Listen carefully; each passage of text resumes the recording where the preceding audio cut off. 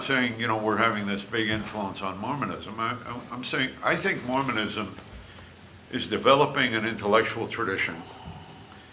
And in doing so, you know, Bob put it so well earlier, and he did it when I brought him early on to Fuller Seminary to talk to our Board of Trustees, who were wondering what in the world I was getting them into as the president. You know, it's, we could lose a lot of donors over something like this. And but Bob said that very line. He said, you know, we're looking for somebody to give us some slack. We've been out of contact with historic Christian theology for 150, 160 years. And we're not even sure we're using the right vocabulary in explaining our views about the Trinity, about atonement, about the afterlife, and the like, theosis or divinization. And we need to try out ideas. And it was really in response to that we evangelicals decided we need to have this conversation. And so what we're doing is witnessing a willingness on the part of many in the scholarly community of the LDS, and some, not all, but some LDS high-level leadership who are eager to have this kind of dialogue with those. In many ways, we've been the worst enemies of, you know, Catholics don't spend a lot of time condemning Mormonism. And, you know, the Presbyterians a couple of years ago went through, should we require rebaptism? And if a Mormon becomes a Presbyterian, and they said, yes, it's not a valid baptism and all of that.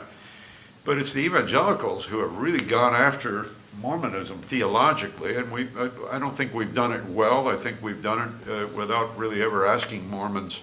You know, I stood in the Mormon tabernacle to a full house and said what I thought was an innocent thing, and that is it's important to be talking together because we evangelicals have often borne false witness against Mormons. We've told you what you believe rather than asking you what you believe, and that's against the commandment that you should not bear false witness against your neighbor.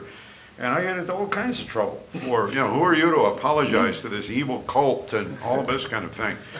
But what we've really been trying to do is to do exactly what our Mormon friends, including some of the church leadership, have asked us to do, and that is, when we say we don't believe in the Trinity, how do you hear that? Are there things in the Christian tradition that connects with the same with divinization and the like?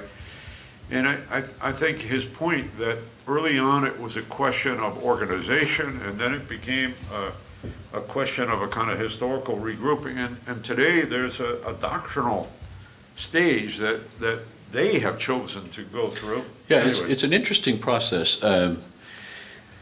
Our experience, we entered into this for a lot of reasons, but one of them, this dialogue, was to allow our evangelical friends, in this case, to serve as a bit of a mirror.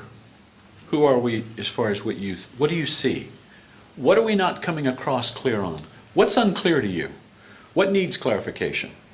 Here's where we are. Does that make sense to you? It doesn't? Well, let's see if we can say it another way. There's real value in looking at ourselves as others see us. Prior to this, to my knowledge, we just were very, very insular. And so I think it isn't so much Rich's intent is to change the Mormons as it is, he offered early on, let me help you realize how you're coming across. Let us help you see what for us is a problem area. Let us see for you what is an issue. But what do you think when he talks about your shifting